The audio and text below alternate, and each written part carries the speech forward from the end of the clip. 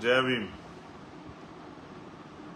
जय भारत, जय मंडल, जय जोहार, जय संविधान। और आज का ये विशेष लाइव जो एक बार को मन हुआ कि ना किया जाए, कि अचानक से तबीयत खराब होने की वजह से थोड़ी सी तकलीफ हुई। फिर सोचा कि आपसे कमिटमेंट किया है तो आप लोग इंतजार करेंगे। फिर ये तय हुआ कि आपसे चाहे थोड़ी बात हो लेकिन की जाए।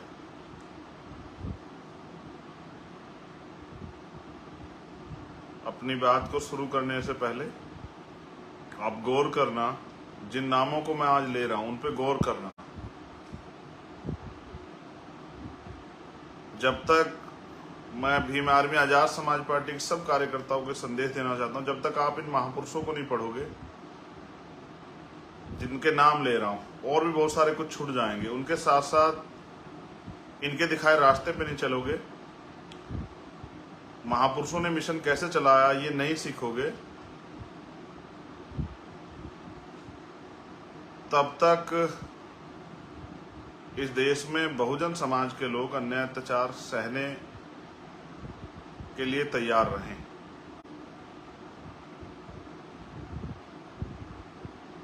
ये वो महापुरुष हैं जिन्होंने अपना एक एक कण, एक एक पल, अपनी जिंदगी, अपनी सुख सुविधाएं हमारे लिए कुर्बान कर दी। मैं उन महापुरुषों की बात आपसे कर रहा हूं। मैं लाइव के शुरुआत में सबसे पहले धन्यवाद देता हूं भीम आर्मी आजाद समाज पार्टी और बहुजन समाज के उन सब लोगों को जो कल दिल्ली भीम आर्मी के 8वें स्थापना दिवस पर और एक ऐतिहासिक विरोध प्रदर्शन का हिस्सा बनने के लिए पहुंचे, जिन्होंने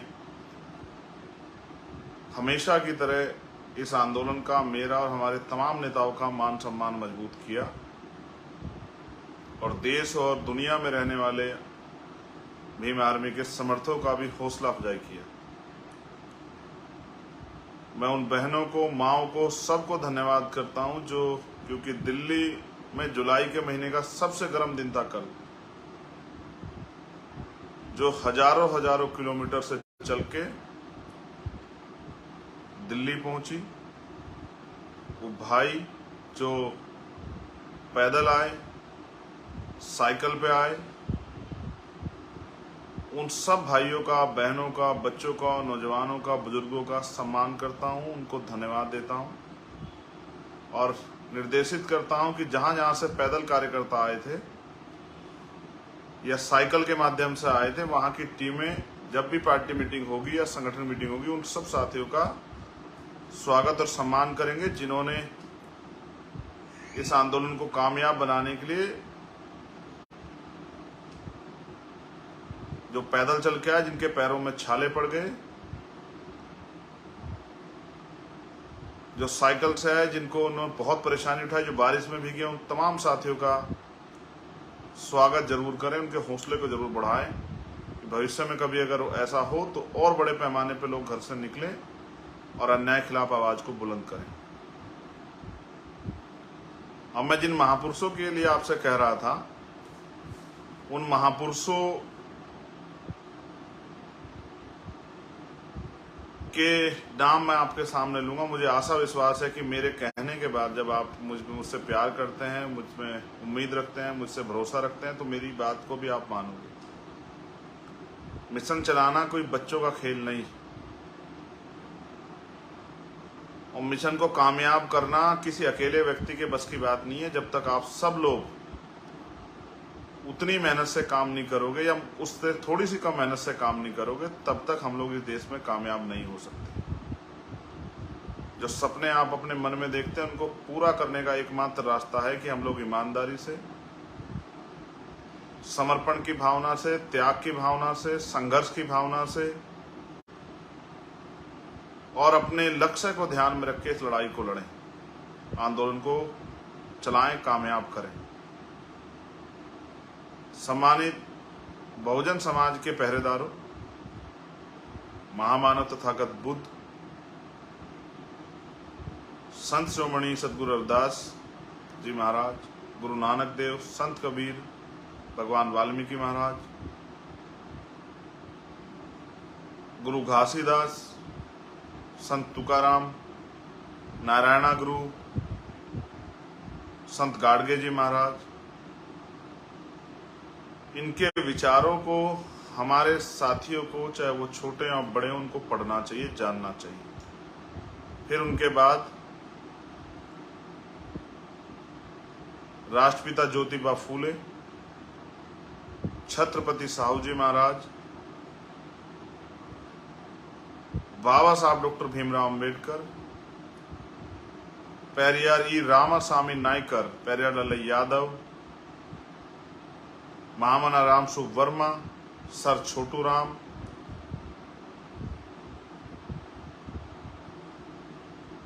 बाबू शिवदयाल चौरसिया जी,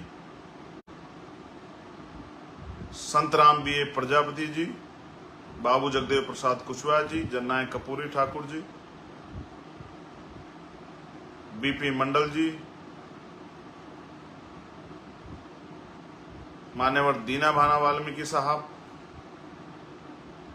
और मेरे गुरु, मेरे आदर्श मान्यवर साहब श्री काशीराम जी को भी, अगर आपको मिशन को चलाना है तो आपको पढ़ना चाहिए, उनके जीवन संघर्ष को समझना चाहिए कि कितनी विपरीत परिस्थितियों में, किस तरह की समस्याओं के समय उन्होंने इस आंदोलन को कामयाब किया, और जो नहीं कामयाब हो पाए उनको भी हमें नहीं भूलना चाहिए। आंदोलन चलता इसलिए है कि उससे समाज तैयार हो पाए। आज अगर हम राजनीतिक रूप से अभी बहुत कामयाब नहीं हुए हैं, लेकिन फिर भी हमने देश में लाखों लाखों लोगों को महापुरुषों के आंदोलन को चलाने के लिए तैयार किया है।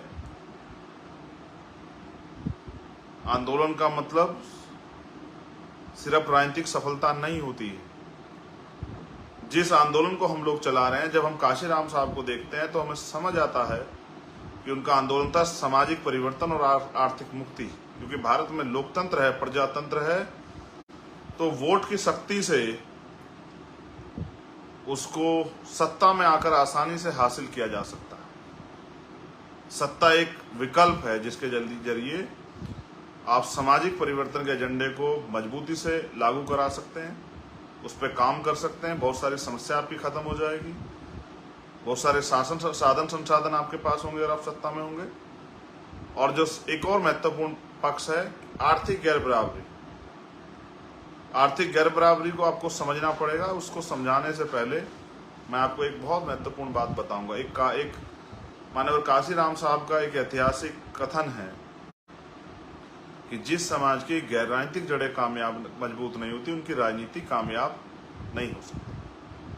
पुनः मेरी बात को सुने कि जिस समाज की गैर राजनीतिक जड़ें मजबूत नहीं होती, उस समाज की राजनीति भी कामयाब नहीं हो सकती। अब गैर राजनीतिक जड़ें क्या होती हैं? हमारा समाज, जहां भी आप पूछोगे वो बताएगा कि हम सामाजिक संगठन चला रहे हैं। किसी अधिकारी से पूछोगे, हम अपने डिपार्टमेंट का सामाजिक संगठन चला रहे हैं। किसी गांव बस्ती में पूछोगे, हम बाबा साहब अम्बेडकर के नाम पे सामाजिक संगठन चला रहे हैं। आप इतने सारे सामाजिक संगठन चला रहे हैं, इसी की वजह से आज समाज में जागरूकता बढ़ी। लेकिन सिर्फ सामाजिक संगठन चला के हम लोग इस देश में बिना सत्ता को प्राप्त करे कामयाब नहीं हो सकते हैं। जैसा मैंने आपको कहा कि गैर राजनीतिक जड़ें होती हैं समाज की सामाजिक हैसियत और समाज की आर्थिक हैसियत। सामाजिक हैसियत हमारी क्या है ये आप जानते हैं। सामाजिक हैसियत हमारी ये है कि देश के बहुजन समाज के लोगों के साथ आज भी मूछें रखने पर उनकी हत्या होती है, अच्छे कपड़े पहनने पर उनकी हत्या होती है, अच्छा खाने पीने पर उनकी हत्या होती है, घोड़ी पे बैठ के बारात चढ़ने पर उनकी हत्या होती है, अच्छे गाने बजाने पर उनके साथ हत्या होती है, अपराध होते हैं। कोई उनको जूते में पानी पिलाता है, कोई जूते में पेशाब पिलाता है, कोई उनके सर पे पेशाब कर देता है, कोई उनको और तमाम तरह की अपमानित करने के जो हैं प्रयास करता है, कहीं हत्या कर दी जाती है, मार के लटका दिया जाता है, कहीं हत्या करके टुकड़े कर दिए जाते हैं, कहीं रेप होता है छोटी छोटी बच्चियों का, कहीं और तमाम तरह की चीजें होती हैं, सामूहिक बहिष्कार किया जाता है, कहीं जुर्माना लगाया जाता है, कहीं पेड़ में बांध के यातनाएं दी जाती हैं।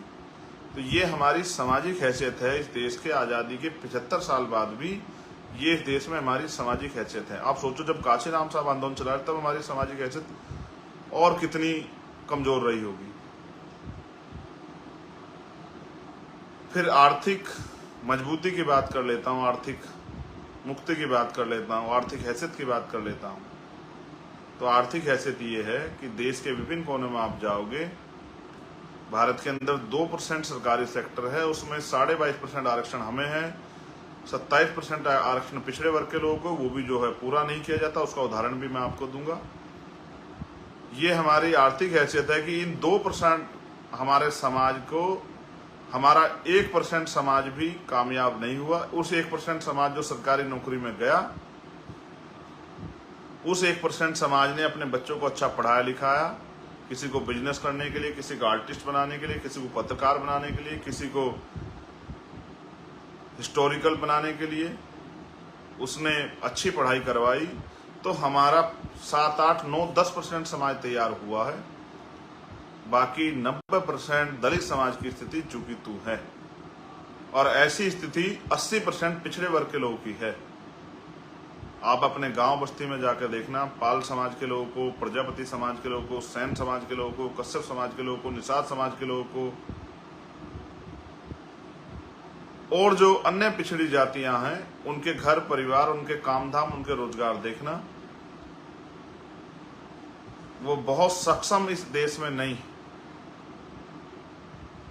आप 80%, 85% चमार समाज के लोगों को, पासी समाज के लोगों को, धोबी समाज के लोगों को, कोरी समाज के लोगों को, खटीक समाज के लोगों को,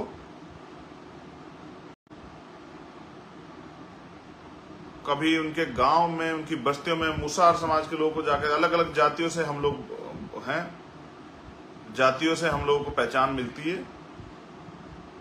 कहीं हमको डूम कहा जाता है, कहीं हमको डूमड़े कहा जाता है, कहीं हमको मुसार कहा जाता है, कहीं हमको मांझी कहा जाता है। इतने सरनेमों में हम लोग बटे हुए। लेकिन हमारी आर्थिक स्थिति यह है कि एक सरकारी आंकड़ा कहता है कि 54% दलितों पे 1 गज जमीन नहीं, और जिन पे 1 गज जमीन नहीं, उनकी आर्थिक स्थिति क्या होगी आप जानते। जिस समाज का 80% हिस्सा सुबह मेहनत मजदूरी पे जाता है और कुछ कमा के लाता है, तब उनके घर में चूल्हा जलता है, उनकी आर्थिक स्थिति क्या होगी ये आपको समझना चाहिए। इसलिए साहब ने कहा कि भाई इनकी राजनीति कैसे कामयाब होगी, इसलिए उन्होंने, इनके पास तो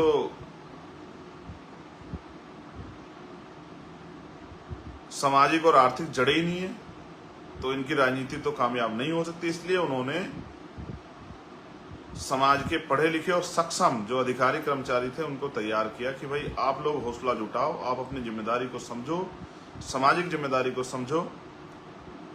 आपको जो नौकरी मिली या रोजगार मिला, इसके लिए बाबा साहब ने जो आरक्षण का प्रावधान किया संविधान में, उसकी वजह से मिला। इस वजह से आप अपनी जिम्मेदारी को समझो, अपने जो हाशिए पे समाज है उसको उठाने का काम करो, उसके भी हाथ खींचो, उसको ऊपर लाओ, अपनी जिम्मेदारी को अदा करो।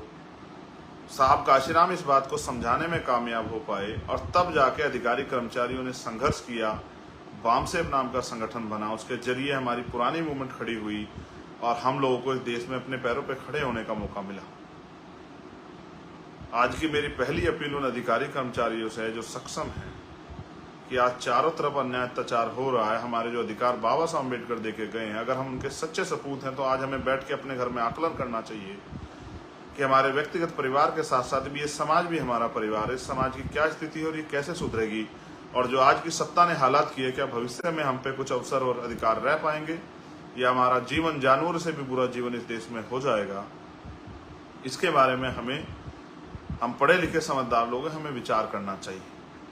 मैं बार बार कहता हूं, आंदोलन कोई भी शुरू कर सकता है, चंद्रशेखर भी शुरू कर सकता है, कोई अन्य भी शुरू कर सकता है, विनय तंसिंह भी शुरू कर सकता है, कमल वालिया भी शुरू कर सकता है, हिमांशु वाल्मीकि भी शुरू कर सकता है, रविंद्र भाटी भी शुरू कर सकते हैं, अनिल धेरवाल भी शुरू कर सकते हैं, निजाम चौधरी भी शुरू कर सकते हैं, सतपाल चौधरी भी शुरू कर सकते हैं, नरेंद्र भिखुराम जैन भी शुरू कर सकते हैं, सुनील चित्तौड़ आंदोलन कोई भी शुरू कर सकता है, राजेंद्र यादव भी शुरू कर सकते हैं। लेकिन आंदोलन कामयाब तभी होगा जब उसका नेतृत्व पढ़ा लिखा समाज करेगा, क्योंकि जिस समाज का 80% बहुजन समाज क्योंकि हमारा है, उसका 80% समाज रोटी रोजी के लिए मोहताज हो, जिनको बेटी की शादी करनी पड़े तो कुछ उधार पैसे लेने पड़ते हों, बेटे को पढ़ाना पड़े तो जमीन गिरवी रखनी पड़ती है, बेचनी पड़ती हो, जिनको मकान बनाना पड़ता है उनको साहूकार से या कहीं से लोन बैंक से उठाना पड़ता हो, जो सुबह उठ के मेहनत मजदूरी पे जाते हैं वो कैसे समाज को इतना समय दे पाएंगे कि समाज को वो अपने जागरूक कर दें अपने पैरों पे खड़ा होने के लिए। जहां देश में बाबा साहब अम्बेडकर की विचारधारा को, फूले साहू की विचारधारा को, बिरसा की विचारधारा को खत्म करने के लिए इतने जो हैं षड्यंत्र किए जा रहे हो, वहां अगर इस आंदोलन को, क्योंकि बाबा साहब ने भी कहा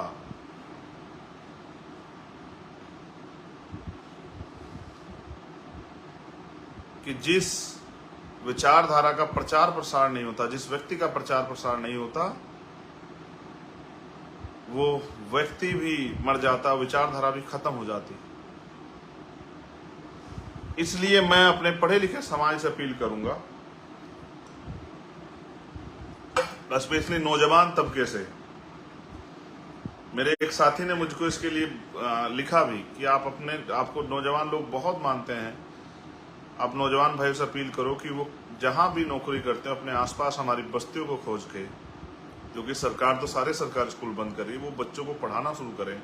जो भीम आर्मी ने सबसे पहले जिम्मेदारी उठाई थी पाठशाला खोलने की, वो पाठशाला खोलने काम करें। वो हफ्ते में अगर रोज नहीं जा सकते, हफ्ते में 2 दिन जाएं, अपने सामाजिक परिवार को का भी ख्याल रखें, ये मेरी उनसे अपील है। और वो आंदोलन के साथ भी जुड़ें। जिस तरह से जो लोग शासक वर्ग आज हैं, उनका एक एक व्यक्ति जो है मूवमेंट का, उनकी मूवमेंट का काम करता है, हमारे लोगों को भी हमारी मूवमेंट का काम करना चाहिए, अपने महापुरुषों के रास्ते पे चलना चाहिए। मैं ये नहीं कहता, कभी नहीं कहता सब मेरे पीछे आके खड़े हो जाओ, मैं बिल्कुल नहीं कहता। मैं तो आपके सामने बात रख रहा हूं कि जो बेहतर काम कर रहा हो उसके हाथों को आप मजबूत कर दो। आप जहां हो अपने स्तर पे काम कर लो, लेकिन करते रहो, क्योंकि अगर आप ये महापुरुषों की विचारधारा का प्रचार प्रसार नहीं करोगे तो दुश्मन तो इसका प्रचार प्रसार करने से रहा। मैं उस एक एक कार्यकर्ता का जो वहां 40-42 डिग्री टेम्परेचर में बैठा हुआ था, मैं कितना ऋणी हूं। आपने मेरे अंदर दोबारा से मुझे जिंदा दिल बना दिया, क्योंकि जब ये घटना हुई, एक बार को तकलीफ हुई, मैं जब महसूस करता था तो मुझे याद आती थी। और मैं समझता था कि जब मैंने 2017 में भी मेरे साथ ये हुआ, तब आपने बड़ी संख्या में आकर मेरा हौसला बढ़ाया था। लेकिन कल मुझे भरोसा था, जिसने मुझसे पूछा मैंने उसे कहा था कि मेरा बहुजन समाज आएगा और वो दिल्ली को ये बताएगा कि चंद्रशेखर अकेला नहीं है, भीम आर्मी कमज़ोर नहीं है, आज़ाद समाज पार्टी कमज़ोर नहीं है। मैंने आपसे अपील भी की थी कि आप भूखे आना, प्यासे आना, कैसे भी करके आना, ट्रेन से आना, पैदल आना, साइकिल पे, लेकिन आना जरूर। आपने कल ऐतिहासिक आंदोलन किया। आपके आंदोलन के आगे बहुत सारे तमाम पार्टियों के दिग्गज नेता, वो भी बेचारे शामिल होने के लिए आए, उनका भी बहुत बहुत धन्यवाद। उन्होंने आपके आंदोलन को समर्थन दिया। कोई कमजोर को समर्थन नहीं देता, आप ताकतवर हैं इसलिए उन्होंने आपको समर्थन दिया, वरना इस देश में गोलियां तो रोज चलती हैं, लाशें तो रोज बिछती हैं, रेप हत्याएं तो रोज होती हैं। अगर आपके साथ जुल्म हुआ तो इस बात का, आपकी शक्ति का लोगों को एहसास है। आपको लोग गुमराह करने के लिए बहुत सब तमाम तरह की बातें बताएंगे, बहुत तमाम तरह की चीजें बताएंगे, तमाम तरह के झूठे वो करेंगे। जो कल तक हमें गालियां दे के नीचा दिखाते थे बेचारे, उनको भी वो भी तमाम तरह का प्रयास करेंगे। लेकिन मैं जानता हूं आप इस बात को मानते, कभी भी भीम आर्मी के सैनिकों ने किसी भी चीज की परवाह नहीं की। हमेशा हमें नुकसान भी होता है। एक नुकसान की खबर भी मेरी उनके परिवार से बात हुई। बहुत जल्द मैं उनके परिवार के बीच में पहुंचूंगा, भाई गोलू वाल्मीकि के परिवार से मिलने के लिए। मुझे तकलीफ होती है, और मैं आपको बार बार कहता हूं कि मैंने आज भी अपने साथियों को ये बात कही अम्बेडकर भवन में कि आज जो अन्याय हो रहा है कहीं ना कहीं उसकी जिम्मेदारी ये समाज है, हम सब लोग हैं। क्योंकि आज हमारे पास शक्ति है इस अन्याय को रोकने की, अपनी ताकत बनाने की, अपने पैरों पर खड़े होने की, और हम चुप हैं, इस काम को नहीं कर रहे हैं, लोगों को जागरूक नहीं बना रहे हैं। तो कहीं ना कहीं हम जिम्मेदार हैं। हमारे लोगों को, हमारी विचारधारा को खत्म करने वाले दल हमारे लोगों को अपनी पार्टियों में शामिल करके, उनके वोट को खरीद के, उनके वोट को अपने पाले में करके राज कर रहे हैं। मैं उनको भी संदेश के तौर पे कहना चाहता हूं, जो लोग राजनीतिक कारणों से मेरा विरोध कर रहे हैं, आपको अगर कुछ करना भी है, हम तो बाबा साहब अम्बेडकर, फूले साहू, काशीराम जी का आंदोलन चला रहे हैं। आप जो बीजेपी और दूसरे दलों में, कांग्रेस में और अन्य दलों में जो लोग हैं, उनको वहां से निकालने का प्रयास करो, तब तो समझ आए बात। आप हमारा इस वजह से विरोध करते हो क्योंकि गरीब के बच्चे खड़े हो रहे हैं। आपको इस बात से तकलीफ होनी नहीं चाहिए थी। आपको इस बात से तकलीफ क्यों है? आप भी इन्हीं संघर्षों से उठ के आए हो। मैं आपके सामने ज्ञापन डिस्कस करना चाहता था, क्योंकि जो लोग सोशल मीडिया ज्यादा वो लोग देखते हैं, और बाद में हमारे बहुजन यूट्यूबर भाई जो हैं, वो अपने यूट्यूब चैनल के जरिए वो इस बात को अपने यहाँ डालेंगे, और जो जो बहुजन समाज का बुद्धिजीवी वर्ग वहां आएगा, उसको पढ़ेगा, सुनेगा, तो शायद वो समझ पाएगा कि कल का आंदोलन चंद्रशेखर आजाद के लिए नहीं था, उसकी सुरक्षा के लिए नहीं था, सीबीआई जांच के लिए तो था। सीबीआई जांच के लिए भी उन लोगों के मुंह पे तमाचा लगे जो लोग मजाक उड़ा रहे थे कि अपनी जो है सुरक्षा लेने के लिए अपने ऊपर हमला करा लिया।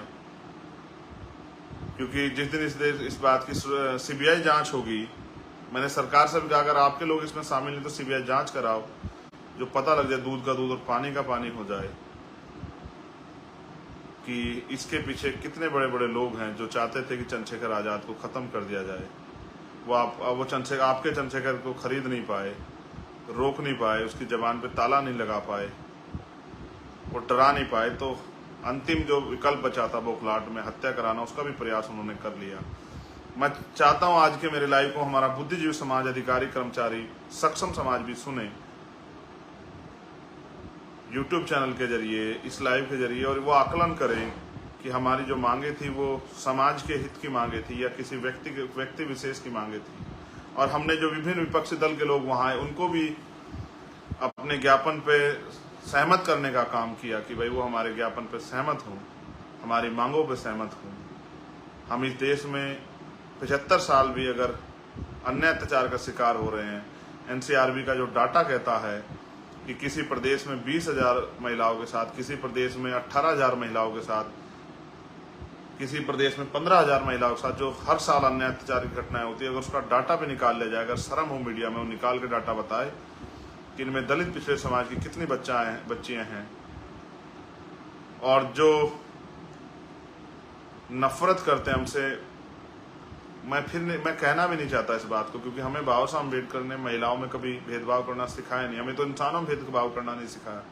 छोड़ो, मैं इस बात को भी नहीं कहता, लेकिन क्या हमारी बच्चों के नसीब में लिखा हुआ है कि उनको पैदा होने के बाद, बड़े होने के बाद, जिनको हम इतने लाड प्यार से पालते हैं, जिनको हम पलकों पे रखते हैं, नाजों में पालते हैं, उनको अन्याय अत्याचार सहना पड़े? मैं समाज की हर एक बहन बेटी को जो दुनिया में कहीं रहती है, मैं उनको अपना परिवार मानता हूँ। अगर उनके साथ अन्याय होता है तो मेरा कलेजा छलनी हो जाता है। जो लोग मजाक उड़ाते हैं ये कह के, हमारे साथी कहते हैं आप इस पर जवाब मत दिया करो, आप ये मत किया करो, लेकिन क्योंकि मैं जहाँ से उठ के आया हूँ एक गांव से, मेरे पिताजी प्राइमरी स्कूल के हेडमास्टर थे। मैं जिस जगह से निकल के आया हूँ, जिस गरीबी से निकल के मैं बाहर आया हूँ, और मैंने दर्द देखा है, तो जो लोग ये कहते हैं अपने राजनीतिक स्वार्थ में कि हम किसी के आगे गिड़गिड़ाए और ये सब चीजें, आप भीम आर्मी के जोश जुनून को जानते नहीं। मेरा सारा दर्द इस समाज के लिए है, बहुजन समाज के लिए। अगर मुझे व्यक्तिगत कोई लालसा होती तो बहुत दल थे इस देश में, अगर आपने रास्ता बंद कर दिया था तो मैं दलों को ज्वाइन करके एमपी एमएलए बन जाता। मैंने बाबा साहब अम्बेडकर, काशीराम साहब के मूवमेंट को ना मिटने देने की कसम खाई है, संकल्प लिया है, और मैंने नहीं, हमारे एक एक कार्यकर्ता ने भीम आर्मी के, आप उनको, क्योंकि वो बहुत सारे कार्यकर्ता जो नहीं जुड़े वो समझदार नहीं, आप अपनी बातें लिख के उनको गुमराह कर लेते हो,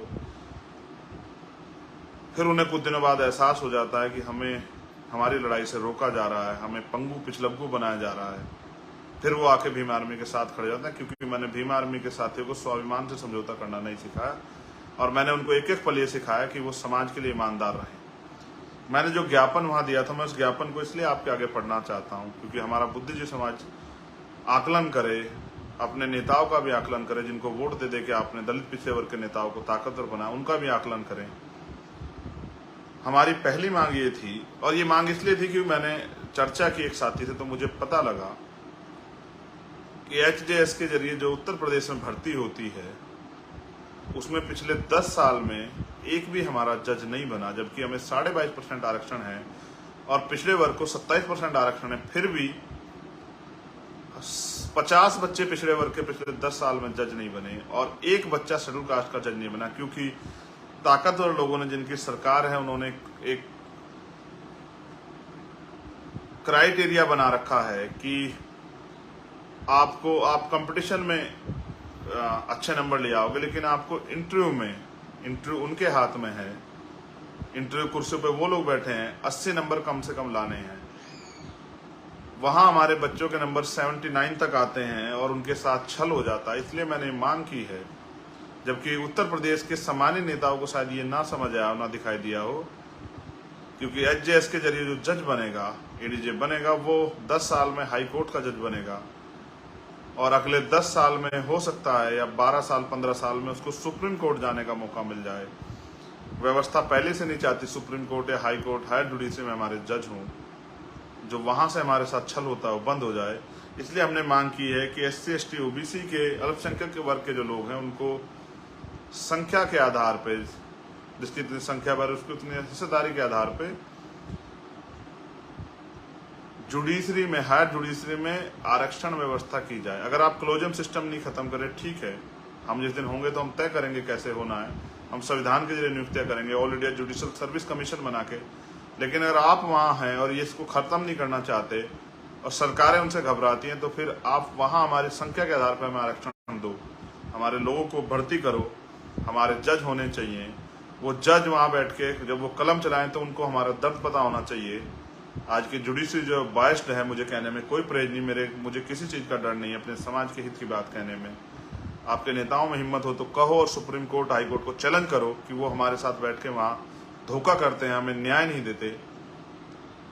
हमने दूसरी मांग ये की है कि संविधान के अनुच्छेद 338 में के तहत आपने राष्ट्रीय अनुसूचित जाति जनजाति आयोग गठित किया है। वो आयोग का काम है कि वो निगरानी करे हर चीज की, जो अन्याय अत्याचार हमारे साथ हो रहा है और जो आज की हमारी हालात है उन पे निगरानी करे। 20-20 हजार एक आयोग के यहाँ पेंडिंग फाइल पड़ी हुई है, एप्लीकेशन पड़ी हुई, कभी कोई संज्ञान नहीं लेता। यहाँ के नेताओं ने कभी आयोग के बाहर जाके धरना दिया, आयोग से सवाल किया, आयोग से कभी पूछा?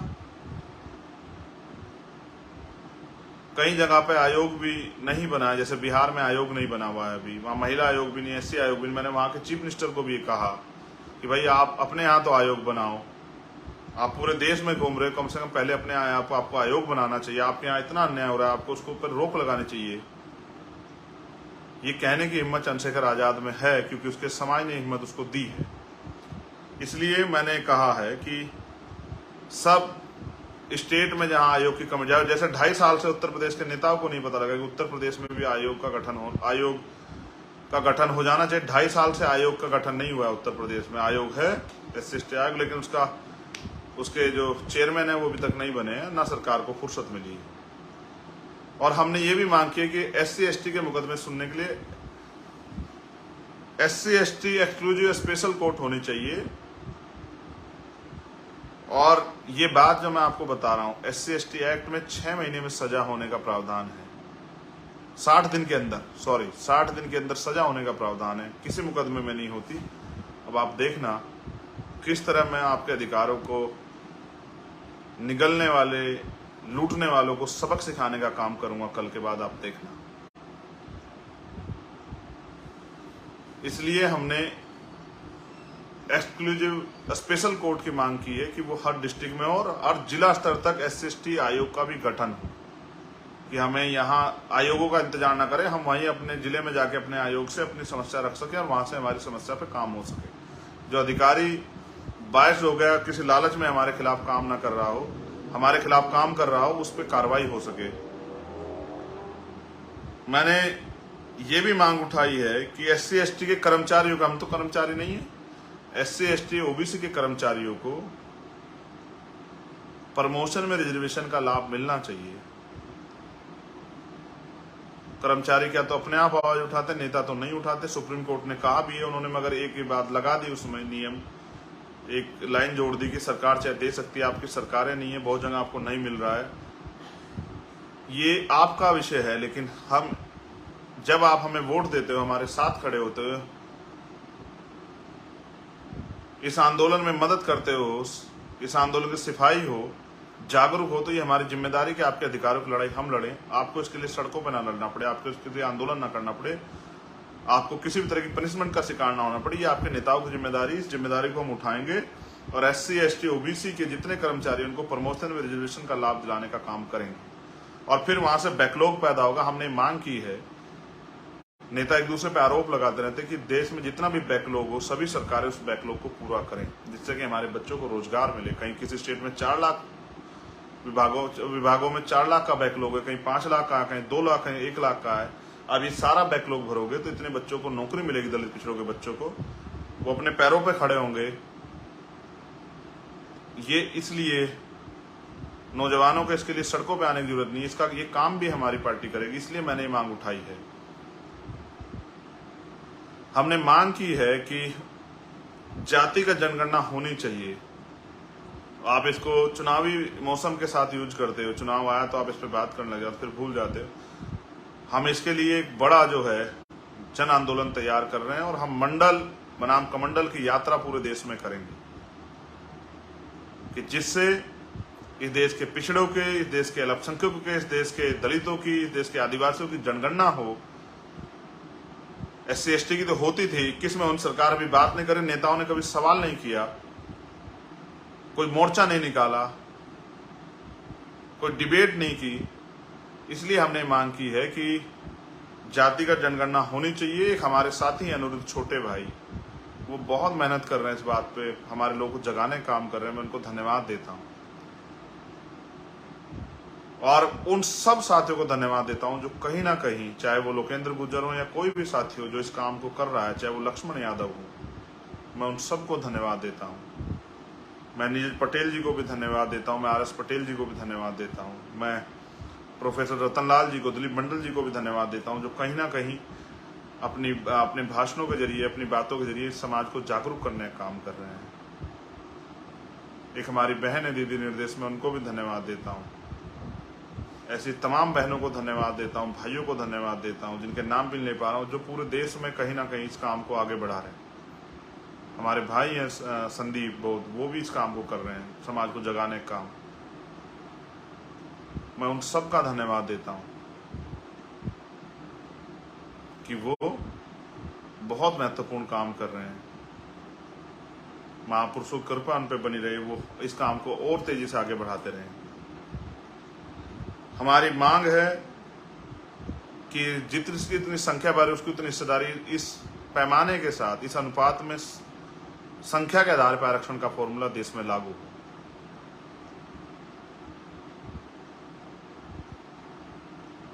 जितनी भी हमारी एक और मांग है, सरकारी संस्था उपक्रमों का जो निजीकरण करके आरक्षण को खत्म किया जा रहा है,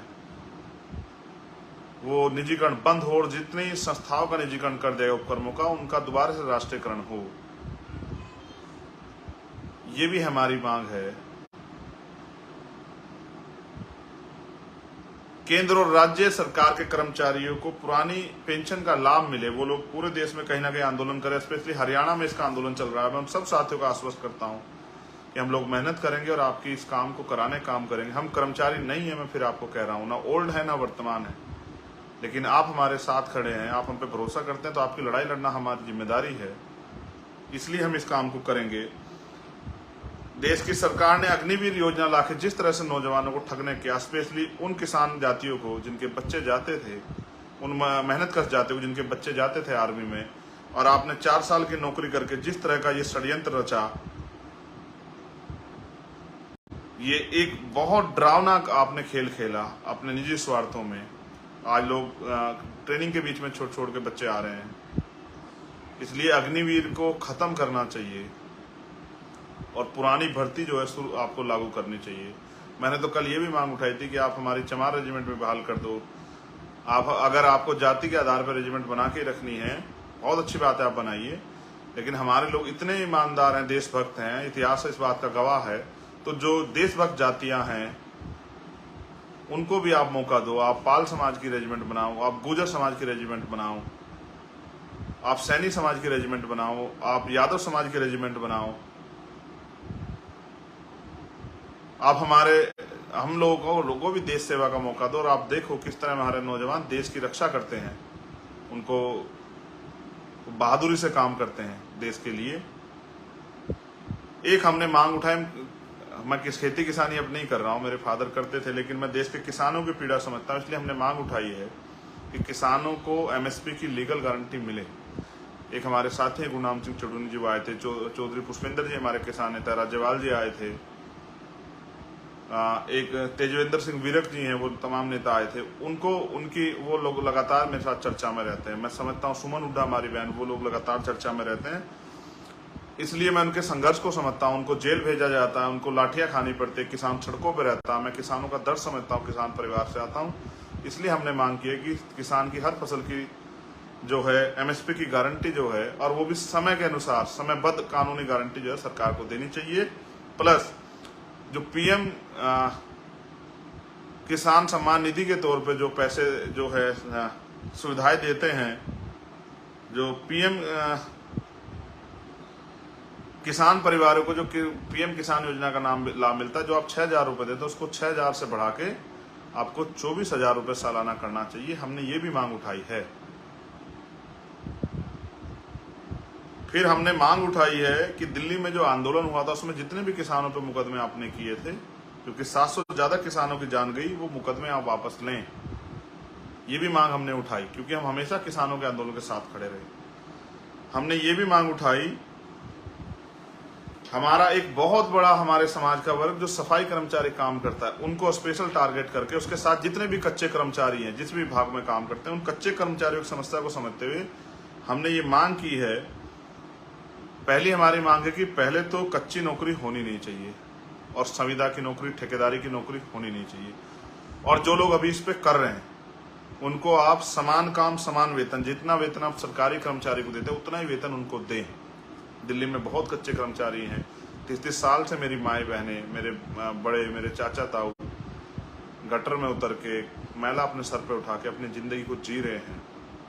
कभी किसने सुध नहीं ली, सरकार जब चाहे उनको निकाल देती है। 30-30 साल सेवा करने वालों को पक्के नहीं किया गया, वो मर जाते हैं सफाई करते करते। बहुत सारे रोडवेज में कच्चे कर्मचारी हैं, बिजली विभाग में कच्चे कर्मचारी हैं, हेल्थ डिपार्टमेंट में बहुत सारे कच्चे कर्मचारी हैं। वो भी इतना ही समय देते हैं, वो भी इतनी एनर्जी लगाते हैं, एक टांग पे खड़े रहते हैं, सेवा करते हैं, वो भी अपनी जान को जोखिम डालते हैं। उनकी कच्ची नौकरी को पक्का करना चाहिए। इसलिए हमने मांग की है कि जिन लोगों ने 5 वर्ष से ज्यादा ठेकेदारी पे या संविदा पे जैसे भी काम किया, उनकी कच्ची नौकरी को पक्की करो। आंगनबाड़ी, आशा कार्यकर्ता जो हैं, उन बहनों का भी वेतन बढ़ाओ, उनको भी उनके पैरों पर खड़े करो। ये मांग हमारी इसलिए क्योंकि मैं इस समाज से आता हूँ, मैं इस दर्द को जानता हूँ कि कितनी तकलीफें सहनी पड़ती हैं। 7-8-9 हज़ार की नौकरी में, कच्ची नौकरी में कुछ होता नहीं है। लोग खून के आंसू रोते, अपने जख्म को किसी को बता नहीं पाते, अपने बच्चों को अच्छी पढ़ाई नहीं दिला पाते, अच्छा खाना नहीं दिला पाते, क्योंकि सरकार ने बहुत कुछ आज़ादी के बाद कुछ दिया नहीं है। सरकारों ने सिर्फ वोट लिए है और मजाक उड़ाया हमारी गरीबी का, हमारी बेबसी का। हमारी सरकारों में बैठे ताकतवर लोग हमारी बहनों के फटे कपड़ों में झांकने में भरोसा रखते हैं। वो चाहते हैं उनके कपड़े फटे हुए रहें, जो वो आराम से झांक पाए हमारी बहनों के तनों को, हमारी माओं के तनों को।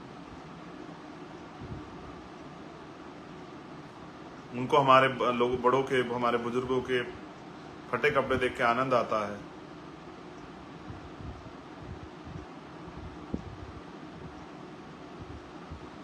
हमने मांग की है कि सरकार यूनिफॉर्म्स, पहले सीए लेके आई, सीएन फिर एनआरसी, हमने उसका भी जबरदस्त करके अपोज उसको किया। सरकार उसका षड्यंत्र बताया, सच बताया कि सरकार का उसके पीछे तर्क क्या था। सरकार ने बहुत झूठ बोले, लेकिन हमने संवैधानिक रूप से उनका तर्क दिया कि जो भारत में नागरिक है इस देश का, आप कानून के आधार पर किसी के साथ भेदभाव नहीं कर सकते हैं।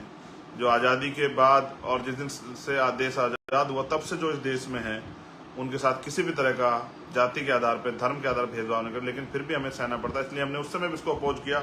अब यूसीसी पे सरकार बात की, हमने एक बात कही है कि पहले आप ना, जो इस देश में कानून होने के बावजूद भी, उस पर अपराध घोषित होने के बावजूद भी जो सामाजिक गैर बराबरी और इन वर्गों को सामाजिक अपमान का जो सामना करना पड़ता है, और जो आर्थिक गैर बराबरी है उसका जो सामना कर, पहले आप सामाजिक, आर्थिक, शैक्षणिक, लैंगिक गैर बराबरी जो है, धार्मिक गैर बराबरी जो है, पहले आप उसको दूर करने की बात करो। आज देश अभी इस बात के लिए तैयार नहीं है।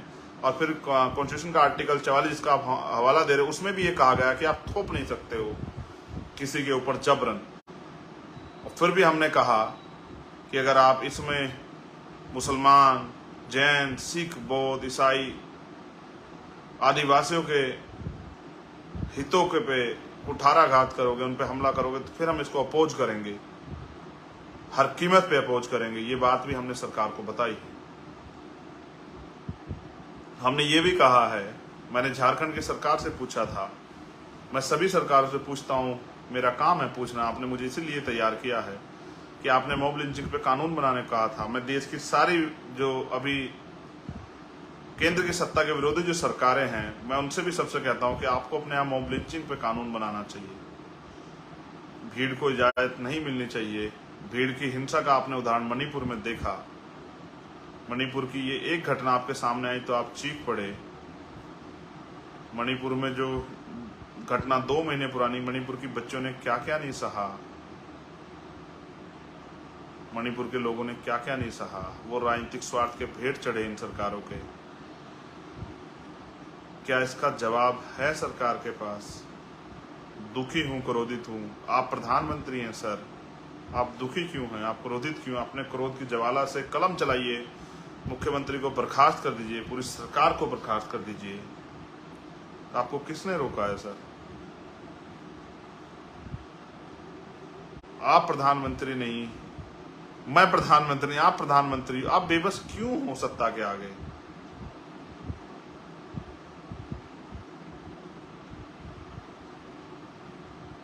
हमें तो आदत है, हमने फूलन देवी जैसी अपनी बहनों का हश्र देखा माओ का। हमें तो आदत है ये अन्याय सहने की। हम इस अन्याय के खिलाफ लड़ भी रहे हैं, लेकिन देखो ये सच कितना डरावना है। ये आपके रूह, जिस्म सबको झकझोर देता है जब ये अन्याय होता है। इसका जवाब नहीं है आपके पास, आप दे भी नहीं सकते, सत्ता में बैठे लोग दे भी नहीं सकते। और मैं ये सवाल मेरा सब सत्ताओं से है कि जब आपकी सरकारों में 10-10, 20-20 हजार महिलाओं के साथ अन्याय होता है हर साल, तो आप कुर्सी पे बैठ कैसे जाते हो? आपको तकलीफ क्यों नहीं होती? आप खाना आपको हजम कैसे हो जाता है? आपके आंखें क्यों नहीं रोती? जब चंद्रशेखर आजाद की रोती हैं तो आपकी क्यों नहीं रोती? आप जालिम को क्यों प्रोटेक्ट करते हो? आप अपराधी को क्यों प्रोटेक्ट करते हो? इसलिए प्रोटेक्ट करते हो कल किसी और बच्ची का चीरहरण करे, उसका रेप करे, उसकी हत्या करे, उसको जला दे। इसीलिए मैं उस दिन भावुक हुआ टीवी पे, जिसपे हमारे राजनीतिक विरोधी मजाक उड़ाते हैं, कि मुझे पता था अगर सरकार नहीं बदली जो 5 साल अन्याय होगा वो बड़े बड़े नेताओं को नहीं सहना पड़ेगा, मेरी बच्चों को, मेरी बहनों को, माओ को, बुजुर्गों को, मेरे भाइयों को सहना पड़ेगा। और हम सह रहे हैं।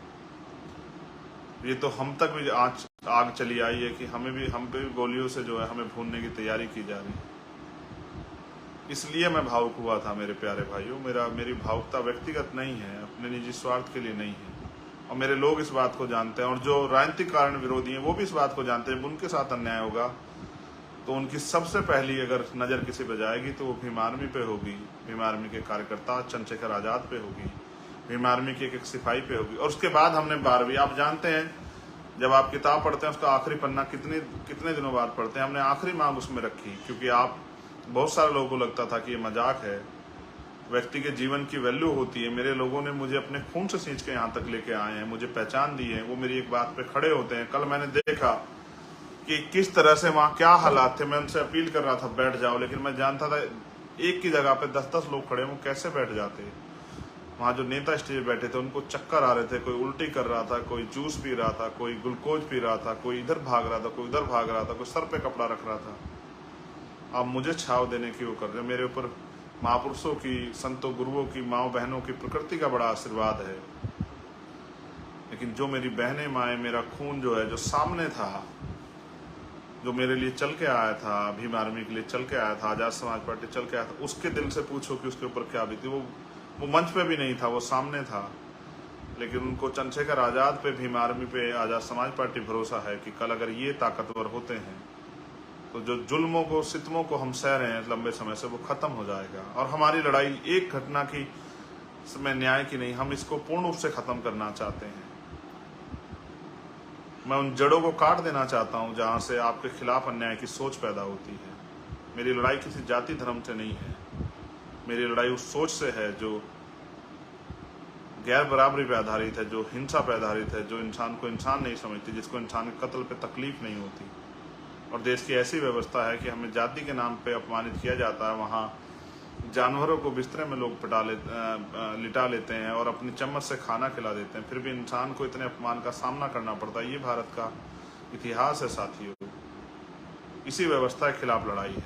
तो हमारी आखिरी मांग थी कि इस घटना की सीबीआई जांच हो जाए, जिसमें बड़े बड़े लोग जिनको बचाने का प्रयास किया जा रहा है, जो मेरे खून से होली खेलना चाहते थे, जो आपकी उम्मीद से होली खेलना चाहते थे, जो आपके भाई को निपटा देना चाहते थे, उनके चेहरे बेनकाब हो जाएं। इसलिए मैंने अपील की कि सीबीआई जांच हो। और सुरक्षा की बात रही, सुरक्षा तो हमारे हर नेता को मिलनी चाहिए। बीजेपी के लोग जिनकी सरकार है या अन्य पार्टी लोग जिनकी सरकार है, जब उनको सुरक्षा मिलती है तो हम भी तो इस देश में लोकतंत्र का हिस्सा, हम भी तो टैक्स देते हैं। ये टैक्स हम हमारे खून पसीने कमाई का, हमारे समाज की आबादी 85% है बहुजन समाज की, उनको क्यों नहीं जो है सुरक्षा मिलनी चाहिए। जब इस यहाँ राजनीतिक दलों के आखिरी विधायक और जिला अध्यक्ष तक को सुरक्षा मिली है, तो बहुजनों के नेताओं को क्यों सुरक्षा मिलनी चाहिए। उनकी जान से खेलने की छूट क्यों मिलनी चाहिए मनुवादियों को। क्या उनका जीवन इतना आसान है कि जिस आदमी को उन्होंने इतनी मेहनत से तैयार किया, जिस चीज को उन्होंने इतनी मेहनत से बनाया, उसके जीवन को कोई 1 मिनट में समाप्त कर दे। क्या उनका जीवन इतना सामान्य हो जाना चाहिए देश में। इसलिए हमने सुरक्षा की मांग की, क्योंकि हम भी टैक्स देते हैं, प्राइम मिनिस्टर भी टैक्स देते हैं, प्राइम मिनिस्टर देते हो ना देते हो, गृह मंत्री देते हो ना देते हो, मुख्यमंत्री देते हो ना देते हो, हम देते हैं टैक्स हर एक चीज पे। हमारी कोई चीज सरकारी नहीं, हमारी कोई चीज फ्री नहीं, हम एक एक चीज पे टैक्स देते हैं। हमारे टैक्स के पैसे का लाभ हमें क्यों ना मिले। हम भी इस देश के निवासी हैं, हमारा भी अधिकार उतना बैठता है। पढ़े लिखे लोग अपने अधिकारों को जानते, क्यों ना हम मांग करें। इसलिए हमने मांग की। और क्योंकि मैं फिर कह रहा हूं, मेरी सुरक्षा हो जाएगी, आप लोग कर लोगे, मेरी गाड़ी बुलेट प्रूफ हो जाएगी, लेकिन हमारा जो आखिरी कार्यकर्ता जो गांव में लड़ रहा है, जिसपे झूठे मुकदमे हो रहे हैं, जिसके खिलाफ झूठी चार्जशीट बनाई जा रही है, जिसको मारा पीटा जा रहा है, जिसकी हत्या की जा रही है, उसकी सुरक्षा कैसे होगी। उसकी सुरक्षा का एकमात्र रास्ता ये है कि आपको ये सत्ता परिवर्तन करके राजनीतिक ताकत अपने हाथ में लेनी पड़ेगी। और मैं फिर कह रहा हूँ, आरक्षण खत्म हो गया। जिस देश में सामाजिक गैर बराबरी है, आरक्षण खत्म हो गया। तो आप ये बात याद रखना कि ये जो हमारी दलित पिछड़े वर्ग की जो जातियाँ, आदिवासी, अल्पसंख्यक समाज के लोग, इनके बच्चों को घुसने नहीं देगा दफ्तरों में। अधिकारी कर्मचारी तो बनाना दूर की बात है, आपको 69 शिक्षक भर्ती याद होगी। ये हमको मास्टर ना बनाएं, ये हमारे 20,000 पद वहाँ खा जाएं। आपने देखा कि छत्तीसगढ़ में हमारे लोगों को नग्न प्रदर्शन करना पड़ा, क्योंकि हमारे SC ST का सर्टिफिकेट बना के इस देश की तथाकथित ऊंची जाति जो मेरिट की बात करती है, उनके कितने लोग जो हैं भर्ती हो गए। आपने देखा पंजाब में आंदोलन चल रहा है, लोग मुझे भी बुला रहे थे, मेरे एक साथी का मैसेज आया कि भाई आप वहाँ जाना। वहाँ कितने लोगों को जो है SC ST का झूठा सर्टिफिकेट बना के जो लोग नौकरी कर रहे हैं देश में। अगर आपको जाति का गर्व भी चाहिए, और आप जब SC ST OBC के सर्टिफिकेट बना कर नौकरी करते हो, तो आपका जमीर तब क्यों नहीं आपको कहता। अगर आप चेक कराओगे देश में तो आपको लाखों लोग ऐसे मिलेंगे जो SC ST OBC का सर्टिफिकेट बना के देश में नौकरी कर रहे हैं। ये लाइव मैंने इसलिए किया कि मेरी ताकत आप हो। मैं जब अपनी बहनों को देखता हूँ, कल एक बहन मुझे मिली थी अम्बेडकर नगर से, वो भावुक थी। जब मैं बहुत सारी माँओं से मिला, वो भावुक थी। एक माँ ने मैंने फ़ोन पे जब उससे बात की, उसने कहा मैंने 3 दिन से खाना नहीं खाया। मेरे कंधों पर उन लाखों माँओं की जिम्मेदारी है जिनके आंसू नहीं सूखे हैं, उन हजारों लाखों भाइयों करोड़ों भाइयों की जिम्मेदारी है जो बेरोजगार इस देश में घूम रहे हैं, और मेरे कंधों पर उन किसानों की जिम्मेदारी है जो इस देश में पूरे देश का पेट भरते हैं लेकिन वो अपने बच्चों का पेट नहीं भर पा रहे हैं। अब बारिश आई, बाढ़ आई, सारी फसल होगी और उनको ना फसल का बीमा है और मुआवजे के नाम पे उनको 10-10 रुपए दिखाए जाएंगे। मेरे कंधों पे उनकी जिम्मेदारी है। मेरे कंधों पे उन दलित पिछड़े आदिवासियों की तमाम उनकी सुरक्षा संरक्षण की जिम्मेदारी, सशक्तिकरण की जिम्मेदारी है। इनके साथ जुम जाती हो रही। मेरे कंधों पे मणिपुर की बहनों के भी सम्मान की, भाइयों के सम्मान की भी आवाज उठाने की जिम्मेदारी है। हर शोषित की आवाज उठाने की जिम्मेदारी मेरे कंधों पे है। मैंने इसलिए आंदोलन बुलाया था जंतर मंतर में। मैं इसको रामलीला मैदान में ही बुलाता, मुझे पता था आप उसको भी भर दोगे, लेकिन मैंने इसलिए बुलाया क्योंकि 21 मई को भी आपने 2017 मुझे वहां की ताकत दी। और फिर वहां एक घटना घटी जिसने मुझे झकझोर दिया। जब मैं 28 तारीख को चला गया झारखंड एक आंदोलन को लड़ने के लिए, एक रैली को करने के लिए, तो मेरी पहलवान बहनों के साथ जो अन्याय वहां हुआ, उनको घसीटा गया, उनके बदन को नोचा गया, उनको बेइज्जत किया गया, उनके बाल खींचे गए, मुझे बड़ी तकलीफ हुई।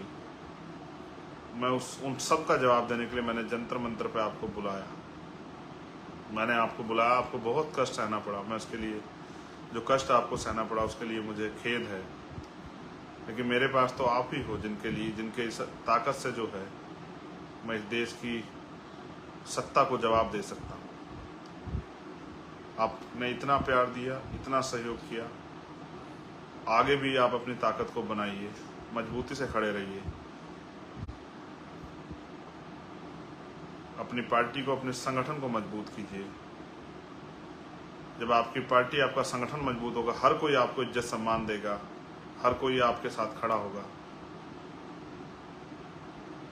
मुझे आशा विश्वास है कि आप ये नहीं कहेंगे कि 10 साल और चंद्रशेखर आजाद रह जाते तो हम पता नहीं क्या कर देते। अब चंद्रशेखर आजाद आपके बीच में हैं। आज साथ दे के आप इस आंदोलन को आगे बढ़ाने में मदद कीजिए। ज़्यादा परीक्षाएं मत लीजिए। देश लूट रहा है। आपके बच्चों को कोई डॉक्टर, इंजीनियर, IAS IPS नहीं बनाएगा, चपरासी भी नहीं बनाएगा इस देश में, अगर इस देश में संविधान नहीं रहा। और आज जिस तरह संविधान को, एक एक संविधान के आर्टिकल को जिस तरह से बर्बाद करने का प्रयास किया जाए, नए कानून बना के, कुछ बचेगा नहीं इस देश में। जब आप आवाज उठाने जाओगे, कोई गोली लेके खड़ा होगा, आपके सीने के पार कर देगा, कोई चाकू ले खड़ा होगा, आपके पेट के पार कर देगा, कोई आपका गला काट लेगा, फिर क्या करोगे इस देश में? अभी बाबा साहब अम्बेडकर का दिया वोट का अधिकार आपके पास है। इस वोट की शक्ति से आपने बहुत लोगों को ताकतवर बनाया। जब आपने सबको मौका दिया तो फिर भीम आर्मी आज़ाद समाज पार्टी को भी आपको मौका देना चाहिए। और इनको काम करके दिखाने के लिए आपको अवसर अगर आप देंगे तो फिर इनके दिल में जो काम करने की इच्छा है, हर सदी में कुछ ना कुछ नया हुआ। 100 साल पहले हमारे हालात ऐसे नहीं थे, 50 साल पहले हमारे हालात ऐसे, आज हमारे हालात बदले हैं। आज दिल्ली में भी हमारे लोग सक्षम हैं। मैं धन्यवाद देता हूँ सभी प्रदेशों को। सबसे पहले धन्यवाद दिल्ली की पूरी टीम को, फिर यूपी की पूरी टीम को, उत्तर प्रदेश के सभी जिलों की टीम को, सभी प्रदेश के सामान्य नेताओं को, उत्तराखंड की पूरी टीम को, उनके सामान्य नेताओं को, कश्मीर जम्मू की टीम को, उनके नेताओं को, पंजाब की टीम को, उनके नेताओं को, हरियाणा की टीम को, वहाँ के सभी सम्मानित नेताओं को, राजस्थान की टीम को, वहाँ के सभी सम्मानित नेताओं को। स्पेशल थैंक्स मध्य प्रदेश की पूरी टीम को, उनके सम्मानित नेताओं को। बहुत जल्दी आऊँगा गोलू भाई के परिवार से मिलने। असम की टीम को, त्रिपुरा की टीम को, छत्तीसगढ़ की टीम को, हमारे प्रदेश अध्यक्ष छत्तीसगढ़ के नहीं आ पाए, वो जेल में थे, राजकुमार जांगड़े जी, उनको भी धन्यवाद, मुझे सुन रहे होंगे। उड़ीसा की टीम को, महाराष्ट्र की टीम को बहुत बहुत धन्यवाद। तेलंगाना की टीम को बहुत बहुत धन्यवाद। बिहार की टीम को पुनः बहुत बहुत धन्यवाद, वहाँ के सभी सम्मानित नेताओं को। कोई स्टेट छूट गया हो बंगाल की टीम को बहुत बहुत धन्यवाद। कोई छूट गया हो, हिमाचल की टीम को बहुत बहुत धन्यवाद। तो मुझे खेद हो सकता है, लेकिन मैं आपको हर एक कार्यकर्ता को और स्थापना दिवस की पुनः बधाई और धन्यवाद। अब मैं आपसे एक ये चाहूँगा कि जितने साथी मुझे देख रहे हैं वो एक बार ज़रूर बताएं, क्या इस लड़ाई में मैं उनका कमेंट भी जो कोशिश करूँगा कि पढ़ने की कोशिश करूँ, क्या इस लड़ाई में वो हमें ताकत देने के लिए तैयार हैं या नहीं। अगर आप अवसर देने के लिए तैयार हैं तो हम एक भीम आर्मी का एक एक सिपाही, अपने खून का एक एक कण जो है महापुरुषों के आंदोलन कामयाब करने के लिए लगाने के लिए तैयार है। मैं आपका जरूर आपके कमेंट देखूंगा कि आप चाहते हैं कि देश में भीम आर्मी आज़ाद समाज पार्टी आपके हितों की रक्षा के लिए मजबूत हो या ना हो। मैं आपका कमेंट जरूर जो है कोशिश करूँ। और एक स्पेशल आपको जानकारी, मैंने आपको आईटी सेल के लिए कहा था, इस देश के मनी माफिया मीडिया का मुकाबला करने के लिए बहुत जल्द हम लोग आईटी सेल बनाएंगे। कल परसों मैं आपसे डिटेल लूँगा। जो लोग आईटी सेल में काम करना चाहते हैं, पढ़े लिखे हमारे साथी, वो अपना डाटा जहाँ मैं मांगूंगा, जिन नंबरों पे अपना डाटा मुझे देना, जिनको आप लोग कनेक्ट करके, और एक दिन आप लोगों को सब लोगों को संगठित रूप से कहीं बुला के और किस तरह से इस पे काम करके इसको आगे बढ़ाना, मैं आपसे चर्चा कर सकूँ। मैं बहुजन मीडिया के सभी साथियों का धन्यवाद करता हूँ। जो लोग मेरे ऊपर आरोप लगाते हैं मेन स्ट्रीम मीडिया बहुत दिखाती है, कल लाखों लोग आए थे, इतनी बड़ी रैली थी, कितनी बार मीडिया ने दिखाया आप जानते हैं, कितनी बड़ी बड़ी खबरें छपी, अखबार ने तो खबरें भी छापी जिससे हमें झगड़े हो जाए आपस में। बहुजन मीडिया का बहुत बहुत धन्यवाद, जिन साथियों ने कवरेज किया, जिन साथियों ने आवाज़ उठाई, जिन साथियों ने दिखाया, चाहे अच्छा दिखाया बुरा दिखाया, कोई फर्क नहीं पड़ता, क्योंकि अगर आप आलोचना विरोध करते हैं किसी कारण से तो भी आप प्रचार करते हैं हमारा, आपका बहुत बहुत धन्यवाद। जय भीम, जय भारत, जय मंडल, जय जोहार, जय संविधान। और जैसा मैंने कहा, बहुत जल्द आपके प्रदेशों में आ रहा हूँ मंडल बनाम कमंडल की लड़ाई को लड़ने के लिए, देश के बहुजन समाज को उनके अधिकार दिलाने, उनके पैरों पर खड़ा करने के लिए, इस देश में सम्राट अशोक के सपनों का भारत बनाने के लिए, समता, समानता, मैत्री, भाईचारे पर आधारित भारत बनाने के लिए, जहाँ देश के आखिरी व्यक्ति को वो तमाम सुख सुविधाएं मिले जो इस देश के अमीरों को आज मिल रही हैं। जय।